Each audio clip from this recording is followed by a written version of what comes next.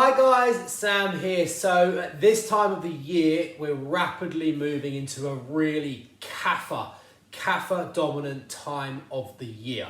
And that's one of the things I really love about Ayurveda is its ability to get us ahead of the curve, allowing us to modify our behaviors, modify our diet and lifestyle to prevent any ailments or symptoms or disorders manifesting in the first place. So it's very much this preventative, protective system of living.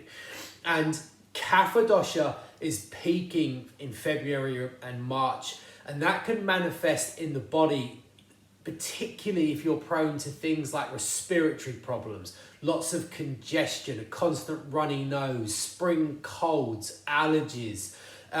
Also things like water retention, weight gain, heavy periods, sluggishness, fatigue, all of these kinds of wet, congestive, sluggish, inert conditions, but particularly the respiratory tract. If you're prone to any kind of wet, sticky, congestive respiratory problem, by subtly intervening now, we can make some really significant transformative benefits and impacts upon how our health is going to be as we move into February, late February, March, and into April, when those kinds of problems can really reach fever pitch.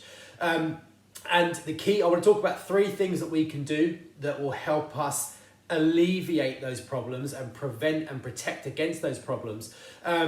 And what I love about this is that they're ancient in terms of what Ayurveda recommends and advocates, but they're all backed by very robust Western evidence to show how they can help support these kinds of problems. So number 1, ginger.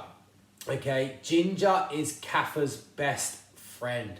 Okay, it's the complete opposite of Kapha. Kapha is sluggish and slow and heavy and congestive and cold. Ginger is stimulating, it's energizing, it's warming, it's heating, and it's fantastic for lung and respiratory health. It helps to clear mucus, it's a decongestion, it opens up the airways, it helps us to expel congestion, it helps to prevent colds. It's just the number 1 springtime tonic. Okay, so drink it in tea, add it into porridge, put it in your cooking. Doesn't really matter how you use it, but try to get ginger into your body on a daily basis between now and mid-April. Ginger tea is probably the best way.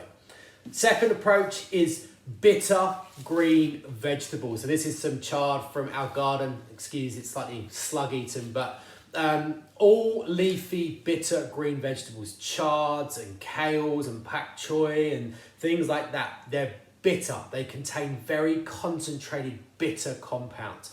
And bitter foods are one of the most health promoting foods in existence. We know they have cancer protective benefits, they have heart disease protective benefits, they have impacts upon Alzheimer's prevention. But in the context of this video, bitter foods are drying, they're astringing. So if we're thinking about mucus, allergies, congestion, water retention, weight gain, we want to astringe, we want to dry up that moisture, that wetness, that congestion. And bitter foods are one of the most effective ways of doing that. So trying to make sure every day you're having at least half a cup to a cupful of leafy green vegetables. And the third approach is the trusty yoga mat.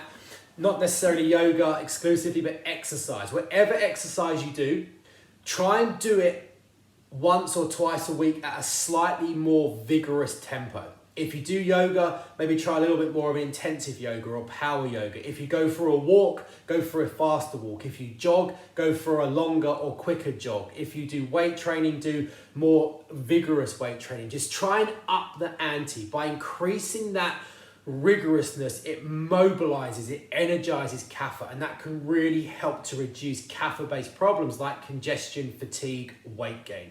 So obviously there's loads more than that, but if I had to pick 3 things that we should all be doing now, these are things that we're implementing and just subtly changing our diet and lifestyle around, they would be my top 3. Plenty of ginger, plenty of leafy green bitter vegetables, and plenty of more rigorous exercise. All those things help to balance Kapha and alleviate Kapha-based symptoms.